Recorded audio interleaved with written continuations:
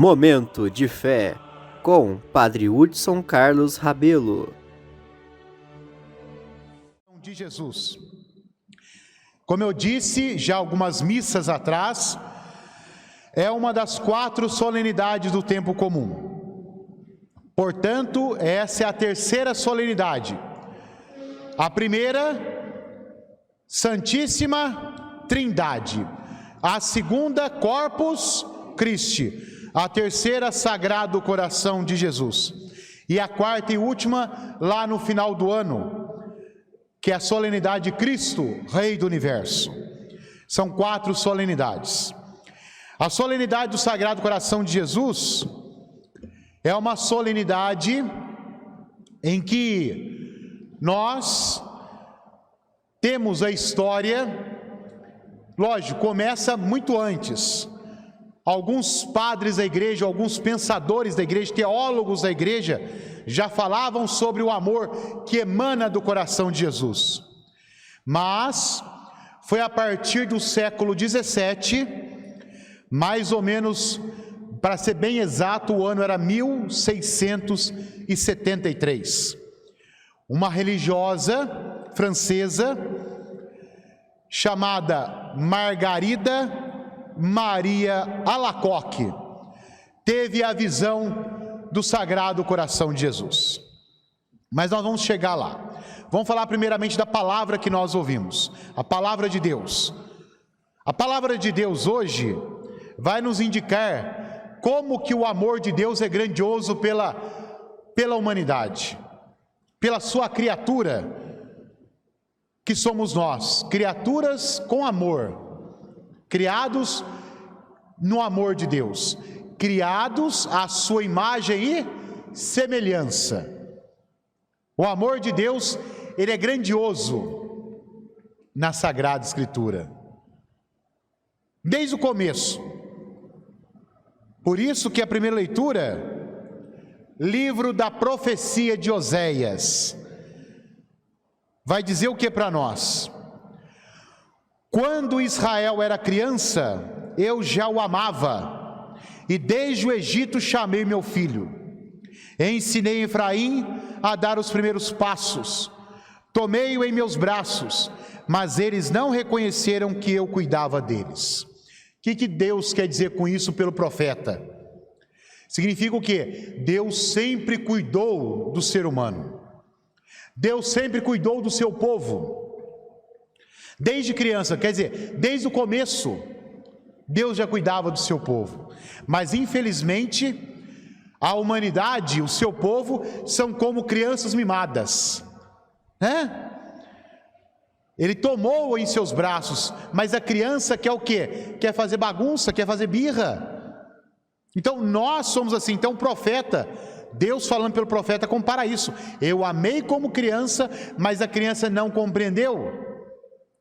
Mas ele diz mais ainda: eu os atraí com laços de humanidade. Qual Deus é o mais próximo de nós como é o nosso Deus? Se a gente for analisar a história das religiões, os deuses de outras religiões são muito o quê? São muito longínquos. O nosso Deus não, ele é tão próximo de nós, né? Era para eles como quem leva uma criança no colo e rebaixava-me a dar-lhes de comer. Então quer dizer, aqui o profeta quer mostrar o quê? Cenas figurativas de uma pessoa que cuida de uma criança. Uma mãe, por exemplo, a mãe nunca vai deixar faltar nada para o seu filho e para a sua filha. Assim é Deus. Assim é o amor de Deus por nós. Mas ele vai fechar com chave de ouro justamente no finalzinho. Meu coração comove-se no íntimo e arde de compaixão. Não darei largas à minha ira. Quer dizer, o meu coração arde de compaixão, de amor, de misericórdia. Eu não vou dar largas à ira. O que significa isso? Eu não vou dar atenção à minha ira. Eu não vou ficar com ira da humanidade. Eu vou amá-la. Por isso que essa leitura cai bem na solenidade do coração de Jesus, porque assim é o coração de Deus. Ele não dá largas à ira, não dá largas ao castigo, mas dá largas à misericórdia e à compaixão. E nós fazemos o mesmo? Nós damos largas à compaixão e à misericórdia para com o nosso próximo? Ou damos largas à ira, à revolta? De que muitas vezes a gente adianta falar, Jesus manso e humilde de coração, fazer nosso coração semelhante ao vosso, se o nosso coração não pulsa como o coração de Cristo, não arde de amor pelo próximo como o coração de Cristo. É isso que a gente deve pensar no dia de hoje. Não voltarei a destruir Efraim, eu sou Deus e não homem. Por que Deus fala isso pelo profeta? Eu sou Deus e não homem. Porque no homem existe paixão, em Deus existe o quê? Compaixão. Ô padre, mas o que é paixão? É gostar de uma pessoa? Não, ao contrário, paixão é tudo, é amor, é raiva, é ódio, é tudo. Em Deus não tem paixão, existe compaixão, é diferente, porque a compaixão você olha com outros olhos para o próximo, a paixão não, você pode olhar com a paixão de um adolescente para uma outra adolescente, pode, mas pode olhar com olhos de raiva, de ódio, também de rancor.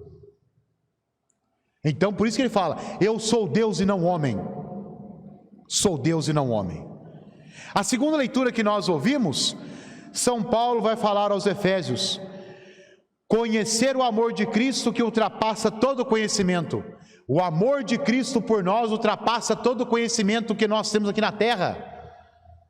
É isso que São Paulo quer dizer para a comunidade de Efésios, né?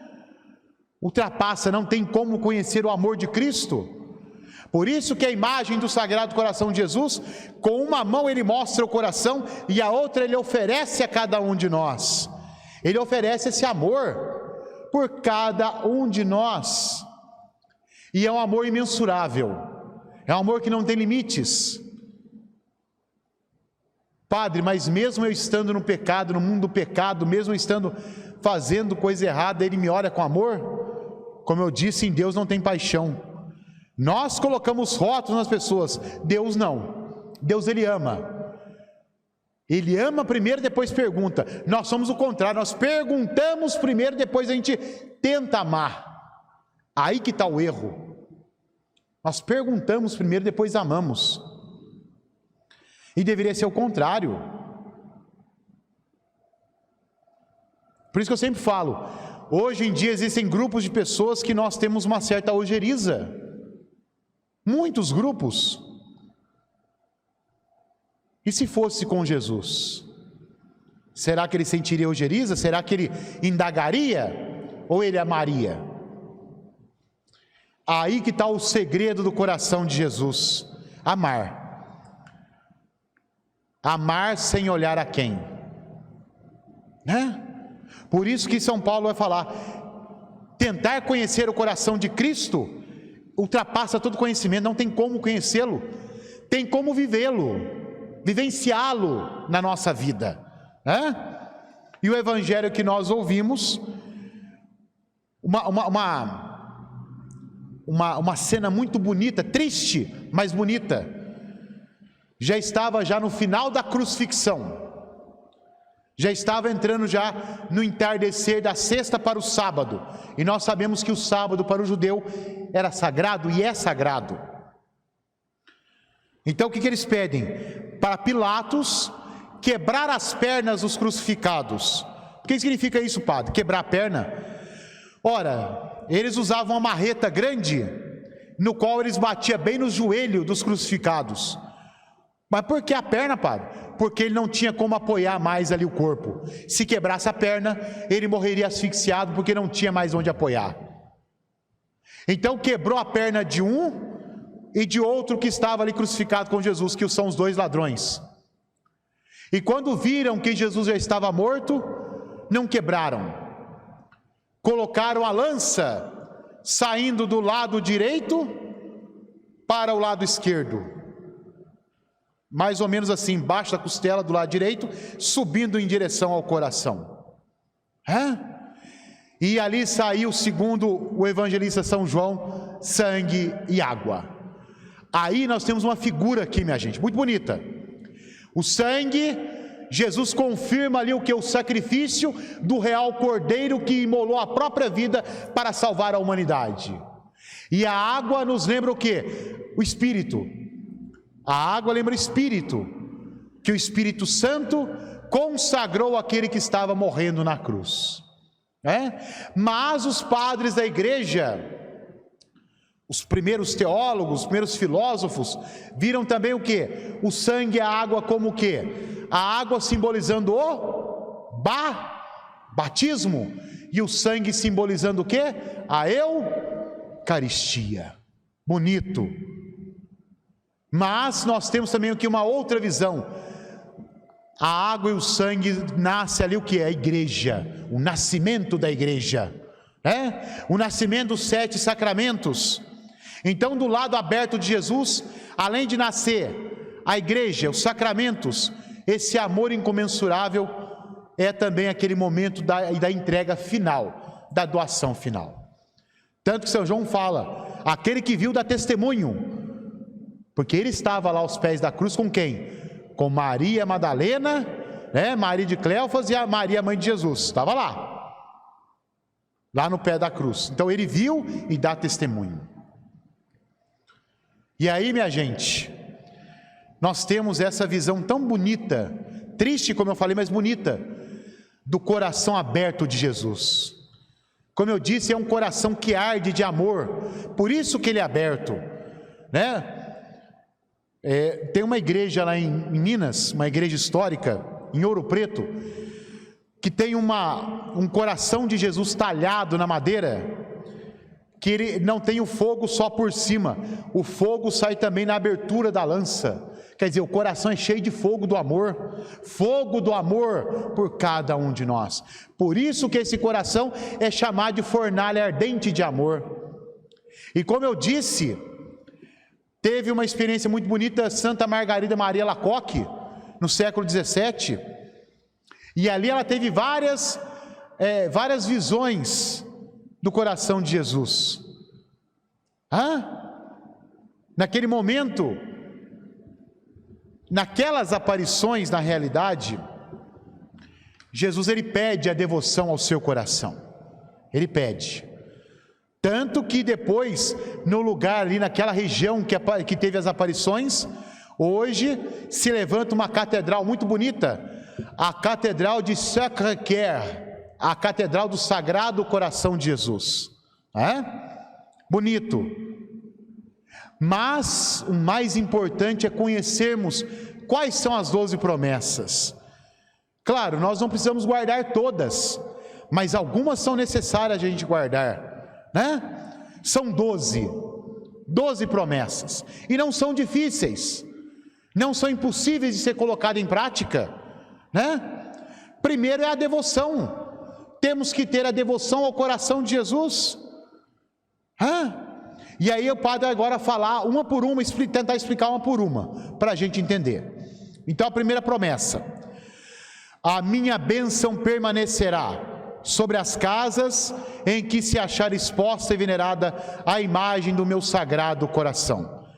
Então, o próprio Jesus fala para Santa Margarida Maria Alacoque: a minha bênção vai permanecer na casa que tiver a minha imagem exposta, seja imagem de gesso, seja imagem de quadro na parede, o importante é ter uma imagem do Sagrado Coração de Jesus. Segunda promessa: eu darei aos devotos de meu coração todas as graças necessárias a seu estado, ao estado que ele estiver. Eu darei a minha graça a todos os devotos do meu coração. Quer dizer, o próprio Cristo vai derramar as suas abundantes graças para aqueles e aquelas que forem seus devotos. A terceira promessa: estabelecerei e conservarei a paz em suas famílias. Aqueles que tiverem a devoção ao coração de Jesus, a paz vai permanecer nas famílias. E isso tudo, minha gente, é fé. Temos que ter fé para acreditar nisso, é fé. Quarta promessa: eu os consolarei em todas as suas aflições. Aquele que tiver devoção ao coração de Jesus, aquela que tiver a devoção ao coração de Jesus, será consolado na aflição. É uma promessa do coração de Jesus. A quinta promessa: serei refúgio seguro na vida e principalmente na hora da morte. Serei refúgio seguro na vida e na hora da morte, né? A sexta promessa: lançarei bênçãos abundantes sobre os seus trabalhos e empreendimentos. Bênçãos abundantes sobre o trabalho da pessoa que tiver devoção a Ele, sobre todos os empreendimentos que a gente tiver, ou futuramente que a gente for fazer, né? A sétima promessa: os pecadores encontrarão em meu coração a fonte inesgotável de misericórdia. Aquilo que eu falei aquela hora no ato penitencial. Todos nós pecadores vamos encontrar o quê? A fonte inesgotável da misericórdia no coração de Jesus. A oitava promessa: as almas tíbias tornar-se-ão fervorosas pela prática dessa devoção. Ô padre, o que é alma tíbia? É alma preguiçosa para a oração. Tíbia, não está nem aí com a oração, mas a pessoa que tem a preguiça da oração, quando se tem a devoção ao coração de Jesus, se tornará o quê? Fervorosa. A nona promessa: as almas fervorosas subirão em pouco tempo a uma alta perfeição, e aquela alma que for fervorosa vai subir gradativamente a uma alta perfeição na espiritualidade, né? A décima promessa: darei aos sacerdotes que praticarem especialmente esta devoção o poder de tocar os corações mais endurecidos. É uma promessa que eu gosto muito, né? De tocar o coração daquele ou daquela que é endurecido. E eu já tive essa experiência,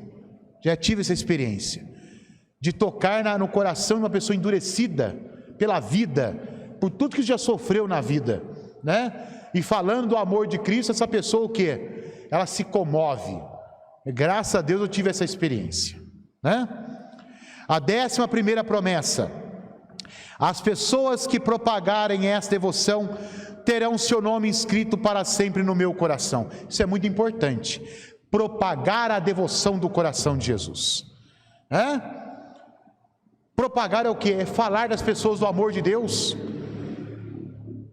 Falar para as pessoas como que é bom ser do apostolado da oração. Viver plenamente a missão e a função de um membro do apostolado da oração, que é rezar. A função do membro do apostolado da oração é rezar. Não tem outra missão e função, é rezar. Rezar continuamente. Por isso que chama apostolado, né? A frente de batalha na oração. Isso é muito importante. Fazer o oferecimento diário. Eu vos ofereço, ó meu Deus, em comunhão com o Santíssimo Coração de Jesus, por meio do Imaculado Coração de Maria, todas as obras, sofrimentos e provações desse dia. É o oferecimento diário. Hoje é um pouco diferente, que vem naquele bilhetinho mensal, mas é o mesmo teor.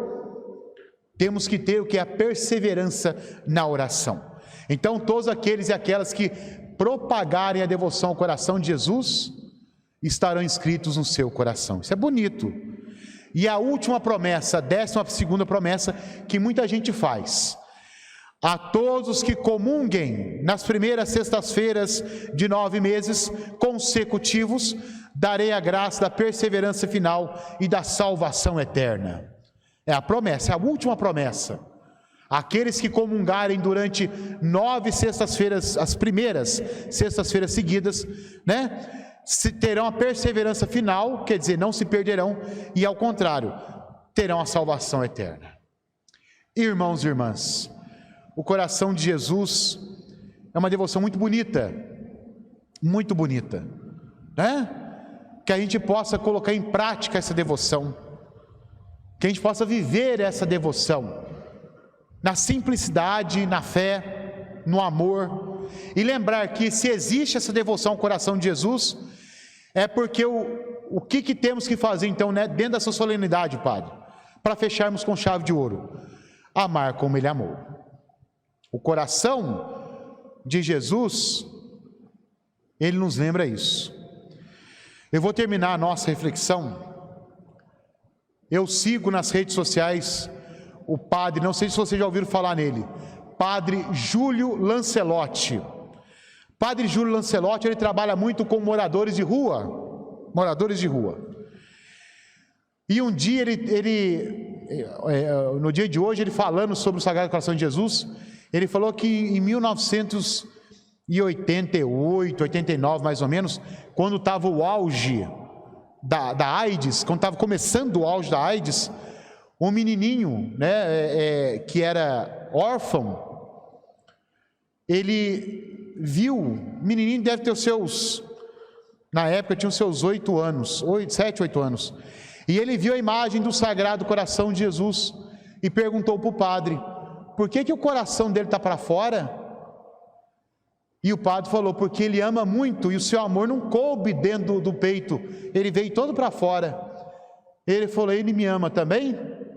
Com certeza, ama a todos nós de maneira igual, ama você também. Passado uns tempos, aquele menininho morreu porque era soro positivo, né? Então, uma experiência muito bonita do padre Júlio Lancelotti com uma criança, que a criança ela é espontânea, né? Então, que possamos realmente adentrar esse coração que não cabe dentro do peito de tanto amor por cada um de nós.